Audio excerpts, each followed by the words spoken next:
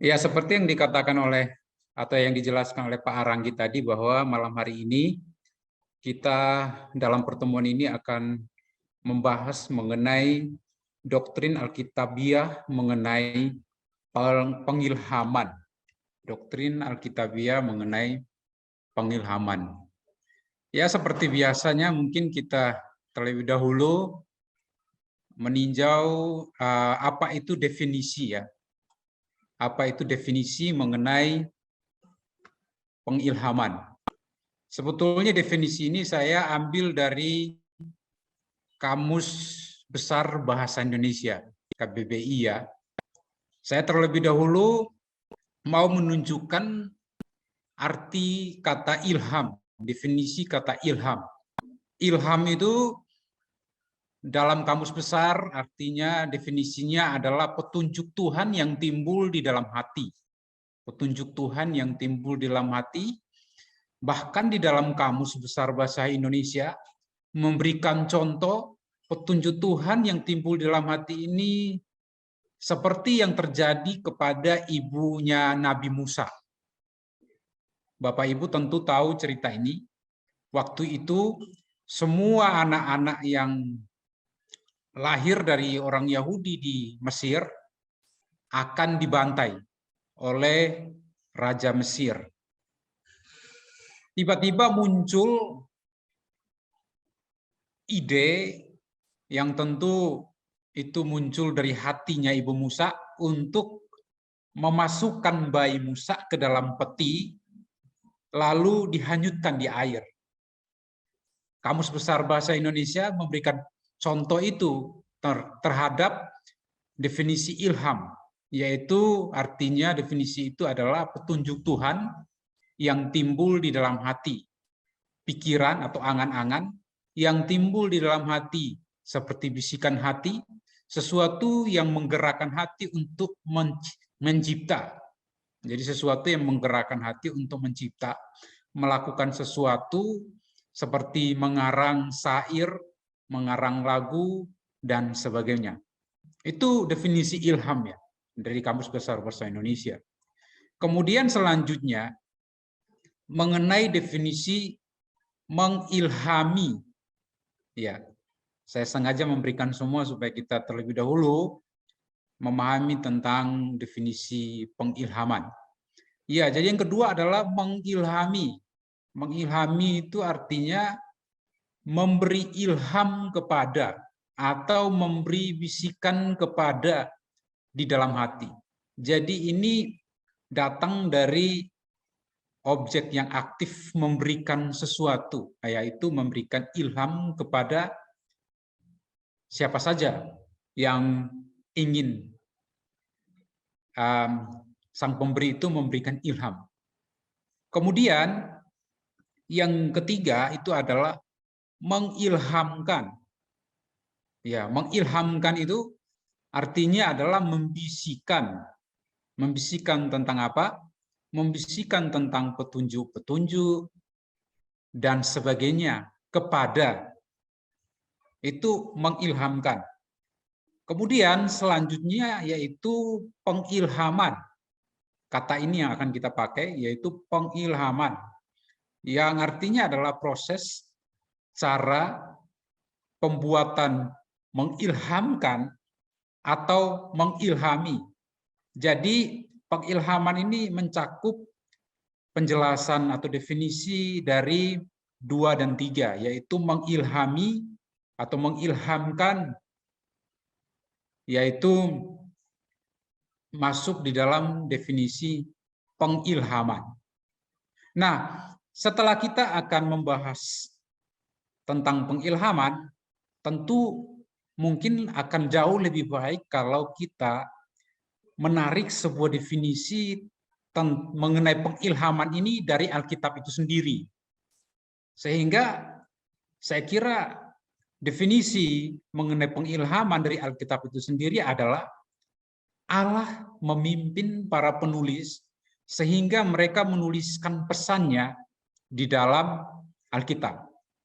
Kalau definisi pengilhaman dari Alkitab, itu yang pertama adalah Allah memimpin para penulis sehingga mereka menuliskan pesannya, pesan Allah, di dalam Alkitab.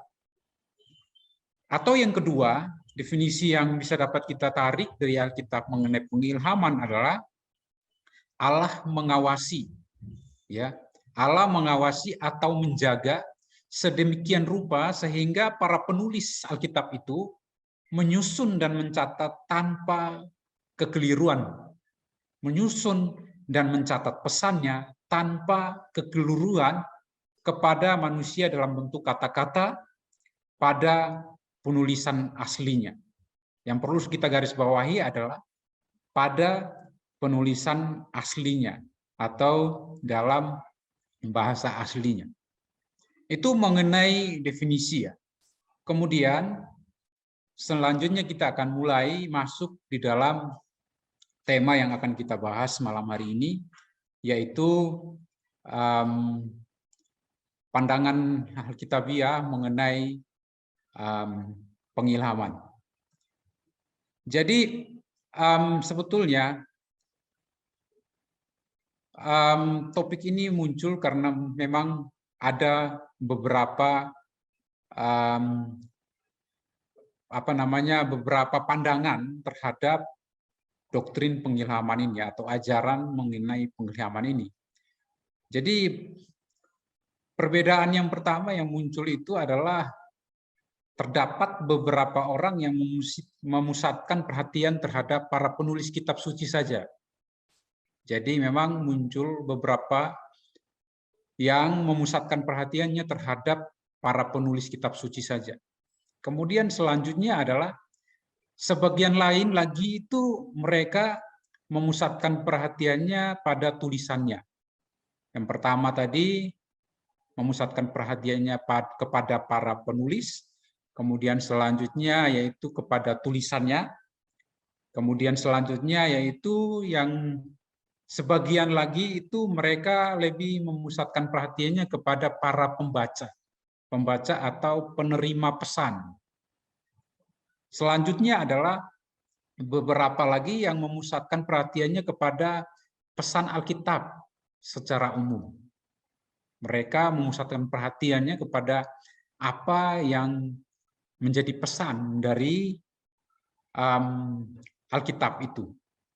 Kemudian lain lagi mereka memusatkan perhatiannya kepada pokok pikiran daripada pesan yang diberikan di dalam Alkitab. Kemudian yang lain lagi adalah mereka memusatkan perhatiannya terhadap kata-kata. Kemudian juga ada yang mengakui dengan penuh kesadaran dengan sebuah kepercayaan bahwa Alkitab itu tidak terdapat kekeliruannya. Jadi beberapa mempercayai bahwa Alkitab itu tidak keliru. Namun begitu juga, tidak bisa kita pungkiri bahwa banyak juga yang tidak mempercayainya. Jadi ada yang percaya bahwa Alkitab itu ditulis dengan tidak ada kekeliruannya sama sekali, tetapi juga tidak dapat kita pungkiri bahwa ternyata juga banyak yang tidak mempercayainya. Oleh sebab itu perbedaan-perbedaan ini memerlukan ketepatan dalam penyataan atau menyatakan doktrin Alkitab. Maksud saya adalah perbedaan-perbedaan ini memerlukan ketepatan dalam menyatakan doktrin Alkitab mengenai pengilhaman. Nah, Bapak Ibu, kita akan mulai melihat mengenai apa kata Alkitab mengenai pengilhaman itu. Jadi kita sebaiknya melihatnya dari Alkitab mengenai pengilhaman. Doktrin pengilhaman ini bukanlah sesuatu yang sebetulnya dipaksakan oleh siapapun. Jadi doktrin ini tidak dipaksakan oleh siapapun terhadap Alkitab. Itu yang perlu kita sadari, tetapi merupakan ajaran Alkitab itu sendiri. Jadi pengilhaman itu merupakan ajaran Alkitab itu sendiri, suatu kesimpulan yang didapat atau ditarik dari data yang ada di dalamnya. didapat atau ditarik, diambil dari data yang ada di dalam Alkitab itu sendiri mengenai pengilhaman. Jadi ini bukan dipaksakan, tetapi ini ditarik atau diambil atau didapat dari dalam Alkitab. Apapun yang dipikirkan mengenai Alkitab, seperti saksi, mempunyai hak untuk menyaksikan apa adanya. Jadi Alkitab itu mempunyai hak untuk menyaksikan apa adanya. Walaupun begitu, beberapa orang mengecualikan keabsahan dari bukti yang demikian. Mereka mengecualikan ini dengan alasan bahwa kesaksian diri sendiri diragukan kebenaran. Mereka tidak menerimanya karena mereka mengatakan bahwa kalau Alkitab memberikan kesaksian tentang dirinya sendiri, diragukan kebenarannya. Tidak benar, kata sebagian orang. Memang, itu sebabnya memang kesaksian dari diri sendiri mungkin benar atau tidak, tetapi perlu untuk didengar. Perlu untuk didengar data yang relevan disuguhkan oleh Alkitab dan berbicara kepada kita seperti berikut ini. Mari kita lihat seperti berikut ini yang dikatakan oleh Alkitab. Yang pertama, ialah kita akan membahas dari 2 Timotius 3 ayat yang ke-16.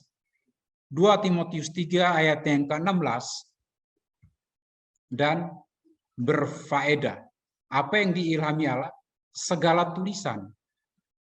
Ya, segala atau semua tulisan yang diilhami Allah itu memberikan faedah. Jadi segala tulisan atau keseluruhan Alkitab diilhami dan berfaedah atau bermanfaat. Itulah lingkup pengilhaman. Jadi segala tulisan aslinya dalam bahasa Yunani adalah graphe. Nah, dalam seluruh PB, kata graphe ini dapat ditemukan sebanyak 50 kali dan selalu menunjuk kepada bagian Alkitab. Sekalipun dalam Alkitab bahasa di Indonesia, sering kata graphe ini diterjemahkan dengan kata kitab suci, nas, dan tulisan. Namun kita bisa melihat contohnya. Bagi yang dimaksud dengan kata graphe diterjemahkan dengan kata tulisan, nas, atau kitab suci. Kalau kita membuka di dalam Lukas pasal yang ke-24 ayat 45 dan Yohanes 10 ayat 35, kadang-kadang menunjuk kepada kalimat tertentu. Kadang-kadang menunjuk kepada kalimat tertentu dalam PL. Mungkin kita membuka dulu di dalam Lukas pasal yang ke-24 ayat yang ke-45, demikian bunyi firman Tuhan. Lalu ia membuka pikiran mereka sehingga mereka mengerti kitab suci. Sehingga mereka mengerti kitab suci. Isa atau Yesus Kristus membuka pikiran mereka sehingga mereka mengerti kitab suci. Ini kitab suci diterjemahkan dari kata graphe tadi. Kemudian contoh yang lain adalah dari Yohanes pasal 10 ayat yang ke-35. Demikian bunyi firman Tuhan. Jikalau mereka kepada siapa firman itu disampaikan disebut Allah, sedang kitab suci tidak dapat dibatalkan. Kitab suci sekali lagi itu diterjemahkan dari kata grafik. Kemudian juga apa yang ditulis oleh Paulus di dalam 1 Timotius pasal yang ke-5 ayat 18. Bukankah kitab suci berkata, janganlah engkau memberangus mulut lembu yang sedang mengirik, dan lagi seorang pekerja patut mendapat upahnya. Jadi dari kata graphe tadi, Atau kalimat tertentu ini juga bisa menunjuk kepada kalimat tertentu dalam PL. Contohnya yang dikutip oleh Lukas pasal 4 ayat yang ke-21. Saya rasa ini baik untuk kita baca, untuk kita memperhatikan ya. Lukas pasal yang keempat ayat yang ke-21. Saya akan baca untuk kita, demikian bunyi firman Tuhan. Lalu ia memulai mengajar mereka, katanya, pada hari ini genaplah nas ini sewaktu kamu mendengarnya. Jadi menunjuk kepada satu kalimat dalam PL. Yesus Kristus sendiri mengutip ini dari PL, genaplah nas, kitab suci. Ini juga diterjemahkan dari kata graphe. Dan ada kalanya menunjuk kepada sebagian PB. Kata graphe tadi, ada kalanya menunjuk kepada sebagian kitab perjanjian baru, seperti yang dikatakan oleh Petrus di dalam 2 Petrus 3 ayat 16, yaitu menunjuk kepada tulisan-tulisan Paulus, di mana Rasul Petrus menunjuk kepada tulisan-tulisan Paulus. Saya akan baca, saya kira, di dalam 2 Petrus pasal yang ketiga, ayat yang ke-16. Demikian bunyi firman Tuhan, hal itu dibuatnya dalam semua suratnya, apabila ia berbicara tentang perkara-perkara ini, dalam surat-suratnya itu ada hal-hal yang sukar difahami, sehingga orang-orang tidak memahaminya, dan yang tidak teguh imannya memutarbalikannya menjadi kebinasaan mereka sendiri, sama seperti yang juga mereka buat dengan tulisan-tulisan yang lain. Tulisan-tulisan ini adalah yang dimaksud oleh Petrus mengenai tulisan-tulisan Rasul Paulus. Itu juga dari kata graphe. Tetapi memang semua ini menarik untuk diperhatikan. Ya, menarik untuk diperhatikan dua contoh ini, yaitu dari 1 Timotius 5 ayat yang ke-18 dan 2 Petrus 3 ayat 16. Kenapa menarik untuk diperhatikan dan penting di dalam 1 Timotius 5 ayat 18? Karena Paulus menggabungkan PL dan PB dan menyebut keduanya, yaitu PL dan PB, sebagai kitab suci. Jadi kutipan PL diambil yang tadi dimaksud di dalam 1 Timotius 5 ayat 18, memberangus tadi, itu sebetulnya Rasul Paulus mengutip dari Ulangan pasal 25 ayat yang keempat. Kemudian juga dari apa yang disampaikan atau ditulis oleh Lukas 10 ayat yang ke-7. Tapi memang kadang-kadang orang juga mengatakan bahwa sebetulnya Lukas itu mengutip dari Imamat pasal 13 ayat yang maksud saya Imamat pasal 19 ayat 13 dan juga Ulangan pasal 24 ayat yang ke-15. Tetapi kalau mau diselidiki lebih dalam, sebetulnya Lukas tidak sedang mengutip itu. Namun Lukas mengutip dari Ulangan pasal 25 ayat yang keempat. Kenapa begitu? Karena yang dimaksud oleh Imamat pasal 19 ayat 13 dan Ulangan 24 ayat 15 adalah jangan menahan upah pekerja itu sampai besok. Bukan memberangus tadi. Nah, sebetulnya Rasul Paulus mengutip itu dan mengatakan bahwa PL itu adalah kitab suci sendiri. Kitab suci yang diilhamkan oleh Allah. Selain itu juga mengutip apa yang ditulis oleh Lukas. Memang pandangan ini lebih cenderung demikian karena Rasul Paulus menulis 1 Timotius 5 ayat 18 ini setelah kira-kira 5-6 tahun Lukas selesai menulis kitab Injil Lukas.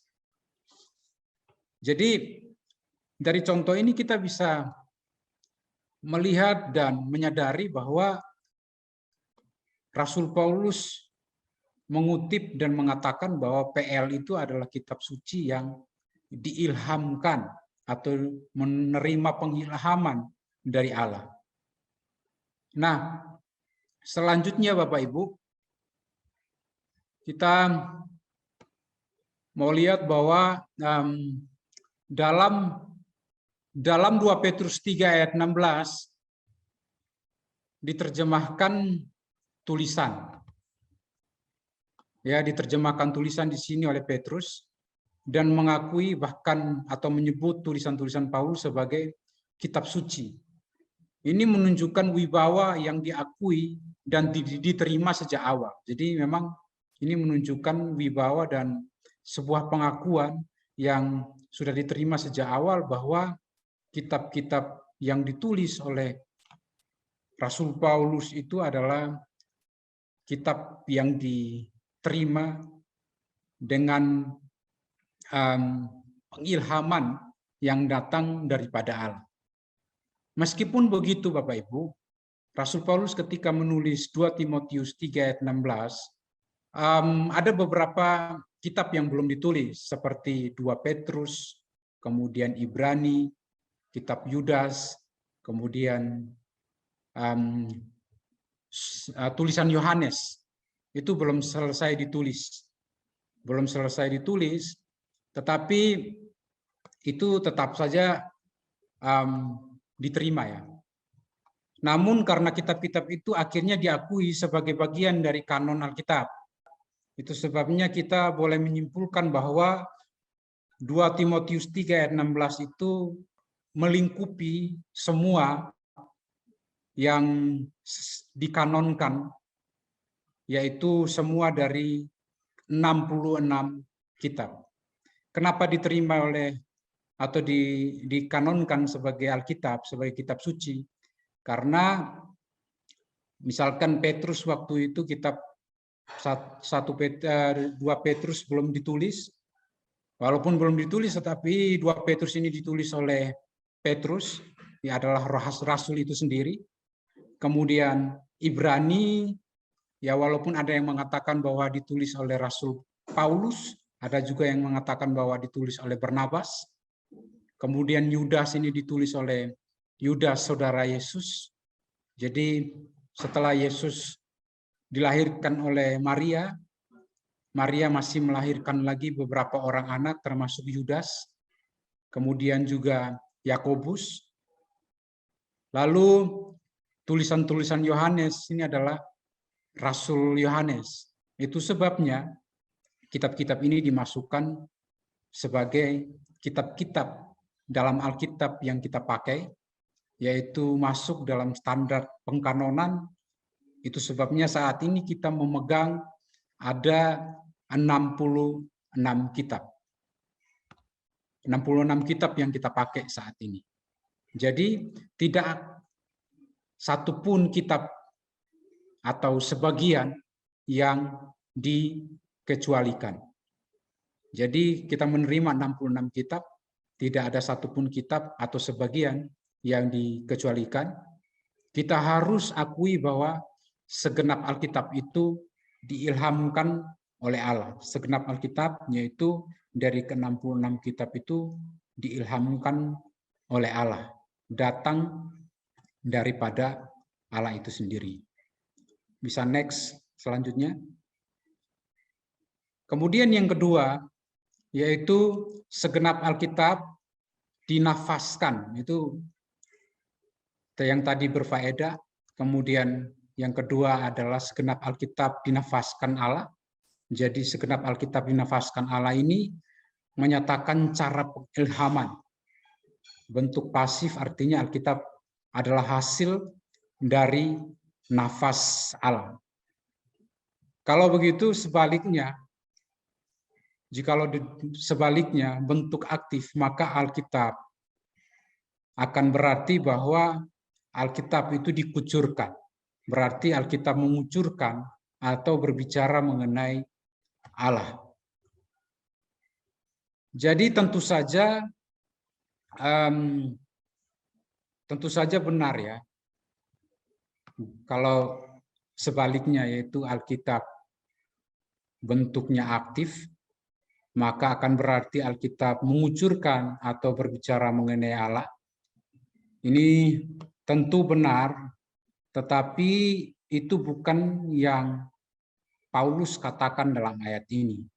Yang Paulus katakan adalah segenap Alkitab dinafaskan oleh Allah. Dinafaskan oleh Allah itu yaitu dari bahasa Yunaninya adalah theopneustos. Theopneustos yang mengandung arti Allah meniupkan sesuatu ke dalam sesuatu, ya, meniupkan sesuatu kepada. Frase ini mengatakan kepada kita bahwa Allah meniupkan sesuatu, yaitu Alkitab. Tentu para penulis manusiawilah yang menuliskan naskahnya, tetapi Alkitab berasal dari tindakan Allah yang mengeluarkannya atau meniupkannya dari dalam dirinya atau berbicara kepada. Jadi itu datang dari Allah. Alkitab dinafaskan oleh Allah. Kemudian selanjutnya yang ketiga adalah segenap Alkitab bermanfaat. Jadi yang pertama berfaedah, kemudian dinafaskan oleh Allah, lalu yang ketiga adalah Alkitab, segenap Alkitab itu bermanfaat. Apa manfaatnya? Segenap Alkitab itu bermanfaat, yaitu untuk menyatakan tujuan dari pengilhaman. Tujuan dari pengilhaman itu, Alkitab berguna untuk mengajar, menegur, menyatakan kesalahan, memperbaiki kelakuan, dan melatih orang dalam kebenaran, supaya orang percaya dan siap, cakap atau mampu, dan dilengkapi dengan sempurna dalam setiap lapangan kehidupannya. Jadi Alkitab bukan untuk disimpan ya. Kalau kita melihat manfaatnya itu, berarti Alkitab itu bukan untuk disimpan di dalam museum, disimpan lalu kita mengaguminya, tetapi Alkitab itu dipakai dalam kehidupan kita. Kenapa? Karena Allah memberikannya untuk mengajar kita, menegur, menyatakan kesalahan, memperbaiki kelakuan, melatih orang dalam kebenaran, dan sebagainya. Itu sebabnya Bapak Ibu, dari hal yang pertama ini kita bisa menarik sebuah kesimpulan bahwa menurut ketiga pokok pikiran dalam 2 Timotius pasal yang ketiga ayat 16, ayat ini mengajarkan bahwa segenap Alkitab datang dari Allah untuk menunjukkan kepada kita bagaimana kita hidup. Itu dari 2 Timotius 3 ayat 16. Kemudian selanjutnya kita akan lihat dari 2 Petrus pasal 1 ayat yang ke-21. Bunyinya demikian dari 2 Petrus pasal 1 ayat 21. Sebab tidak pernah nubuat dihasilkan oleh kehendak manusia, tetapi oleh dorongan Roh Kudus orang-orang berbicara atas nama Allah. Jadi tidak pernah nubuat itu dihasilkan oleh kehendak manusia, namun itu dihasilkan oleh Roh Kudus. Didorong oleh Roh Kudus, orang-orang berbicara atas nama Allah. Ayat ini memberitahukan dengan jelas bagaimana Allah memakai penulis manusiawi untuk menghasilkan Alkitab. Jadi jelas sekali Alkitab ini, ayat-ayat ini menunjukkan bahwa bagaimana Allah memakai penulis manusia, yaitu penulis manusiawi untuk menghasilkan Alkitab bagi kita. Yaitu Roh Kudus yang mendorong. Roh Kudus yang mendorong atau mengangkat mereka menuliskan apa yang Allah berikan melalui pengilhaman kepada para penulis. Kata mendorong atau mengangkat ini sebetulnya juga dipakai di dalam penggunaan kata ini dipakai di dalam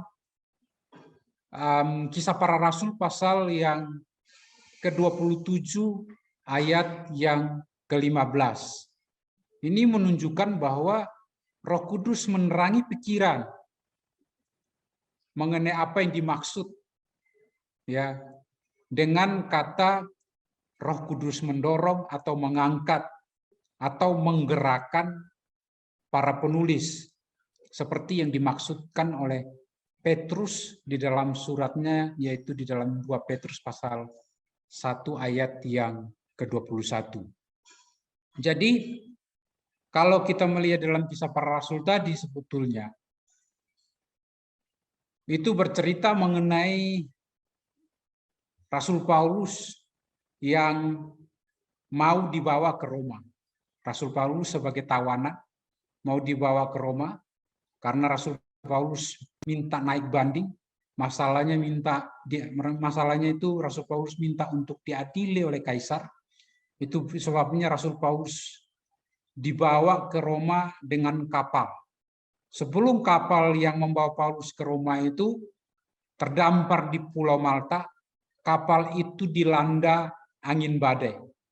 Bapak Ibu kalau membaca kisah ini, Bapak Ibu akan melihat bahwa kapal yang membawa Paulus ke Roma itu sebelum terdampar di Pulau Malta, mereka sedang dilanda atau menghadapi angin badai.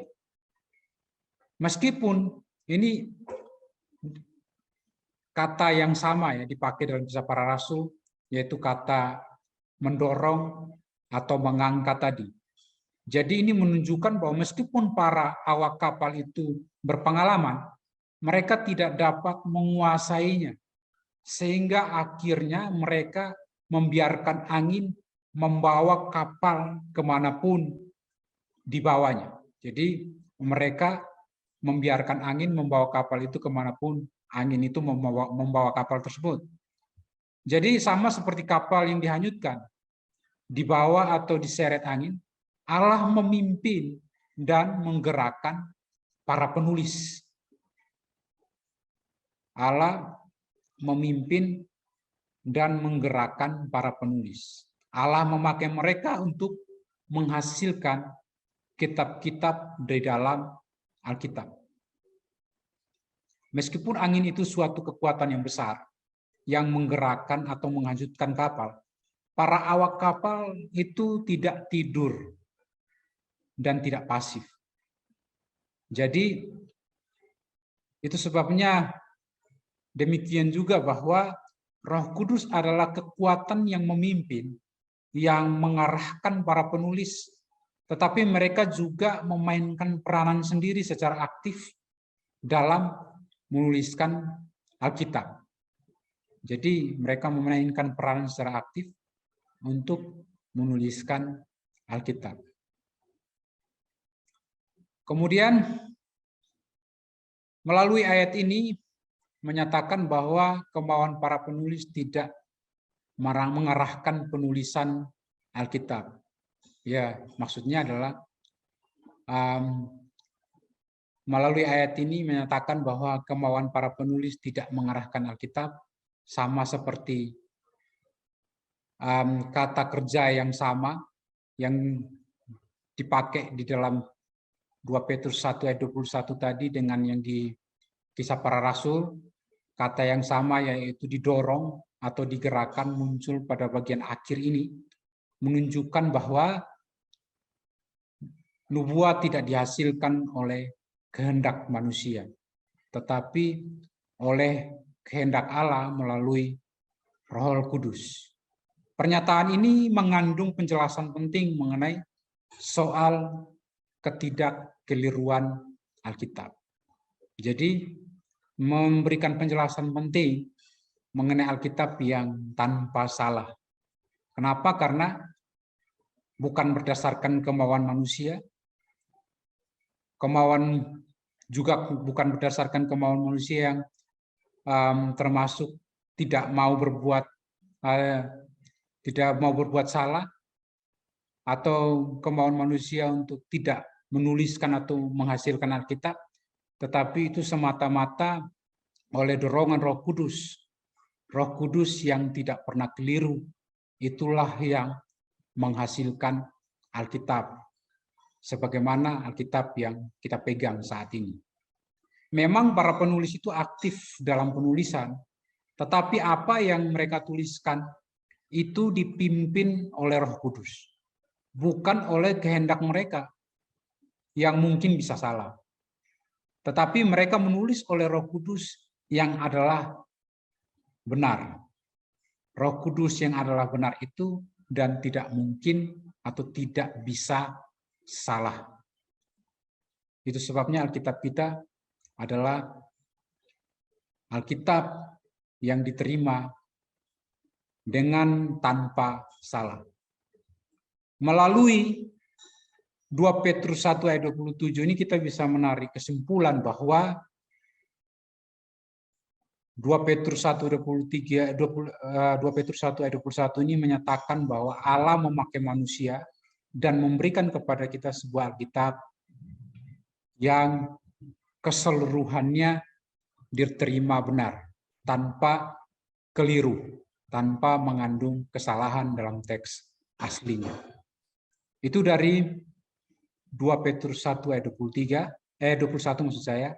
Selanjutnya kita akan lihat mengenai apa yang dikatakan oleh 1 Korintus pasal 2 ayat yang ke-13. Jadi 1 Korintus 2 ayat 13, dan karena kami menafsirkan hal-hal rohani kepada mereka yang mempunyai roh, kami berkata-kata tentang karunia-karunia Allah dengan perkataan yang bukan diajarkan kepada kami oleh hikmat manusia, tetapi oleh roh. Kata Rasul Paulus ya, diajarkan oleh roh, bukan oleh manusia.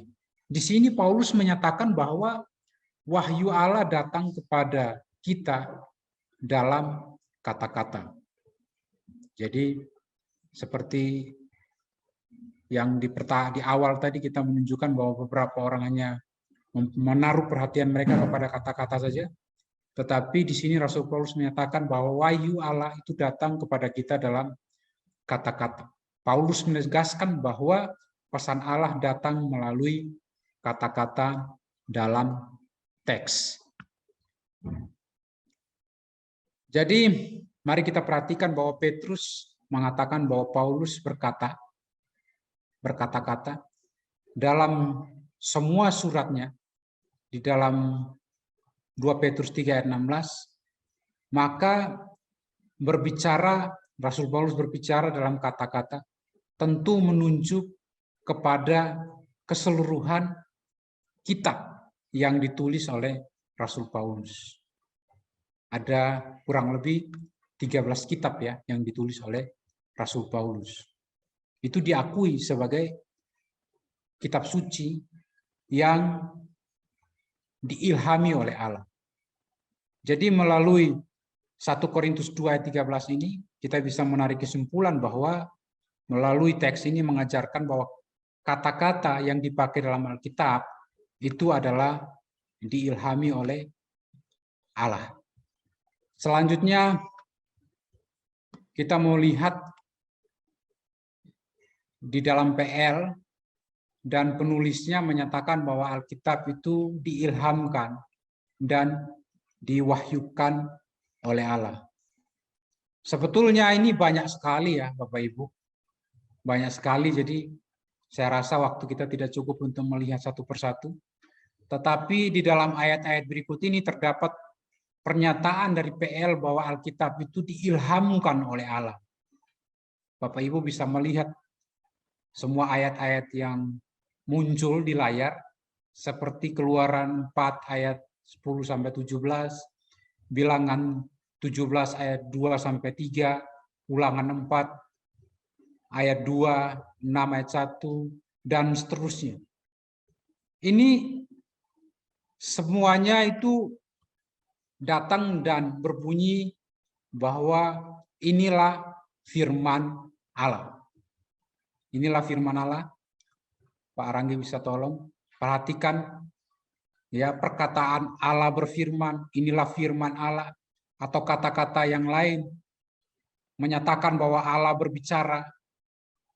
Kalau dalam PL itu, kalau Bapak Ibu mau menyelidiki, akan menemukan mengenai perkataan yang berbunyi Allah berfirman, firman Allah, Allah menyatakan Allah berbicara itu sebanyak 3.808 kali. Ini sangat sangat memberikan satu bukti yang kuat bahwa firman yang terdapat dalam PL sebanyak 39 kitab itu semuanya diilhamkan oleh Allah. Jadi kata-kata itu ditulis untuk menunjukkan bahwa Allah benar-benar berfirman. Dan banyak bukti lain bahwa perkataan mereka sungguh-sungguh adalah datang dari Allah, yaitu firman Allah itu sendiri. Kemudian juga perkataan Tuhan Yesus tentang PL misalnya. Tuhan Yesus mengakui dan mengesahkan bahwa PL adalah firman Allah. Firman Allah yang berasal dari Allah, dinafaskan oleh Allah, diilhami oleh Allah. Perkataan Tuhan Yesus itu telah menjadi bukti yang cukup bagi kita untuk mempercayai bahwa Alkitab itu diilhami oleh Allah. Tuhan Yesus mengakui PL dalam ayat-ayat berikut ini. Kalau Bapak Ibu perhatikan, dalam ayat-ayat berikut ini saya kira baik untuk kita membuka dan membacanya. Contohnya di dalam Matius pasal yang kelima, ayat yang ke-18, saya akan baca. Demikian bunyi firman Tuhan, karena aku berkata kepadamu, sesungguhnya selama belum lenyap langit dan bumi, satu iota atau satu titik pun tidak akan ditiadakan dari hukum Taurat sebelum semuanya terjadi. Satu iota. Jadi iota itu abjad terkecil dari bahasa Ibrani. Yesus Kristus mengatakan bahwa tidak ada satu iota pun yang tidak akan digenapi. Kemudian di dalam pasal 8 dari Matius pasal 8 ayat 17, saya akan baca, hal itu terjadi supaya genaplah firman yang disampaikan oleh Nabi Yesaya. Dialah yang memikul kelemahan kita dan menanggung penyakit kita. Jadi bisa juga kita lihat di dalam Matius pasal 12 ayat 39 sampai 40, Lukas 4 ayat 17 sampai 18 dan seterusnya. Tuhan Yesus mengakui PL dalam ayat-ayat berikut. Tuhan Yesus Kristus mengakui dan mengesahkan PL sebagai Alkitab atau kitab suci yang diilhamkan oleh Allah, datang daripada Allah. Nah, Bapak Ibu, itu sebabnya malam hari ini dalam pertemuan ini kita akan menyimpulkan bahwa dalam 2 Timotius 3 ayat 16 mengajarkan bahwa segenap Alkitab datang dari Allah untuk menunjukkan kepada kita bagaimana kita hidup. Kemudian di dalam 2 Petrus 1 ayat 21 menyatakan Allah memakai manusia dan memberikan kepada kita sebuah Alkitab yang seluruhnya benar, tanpa salah.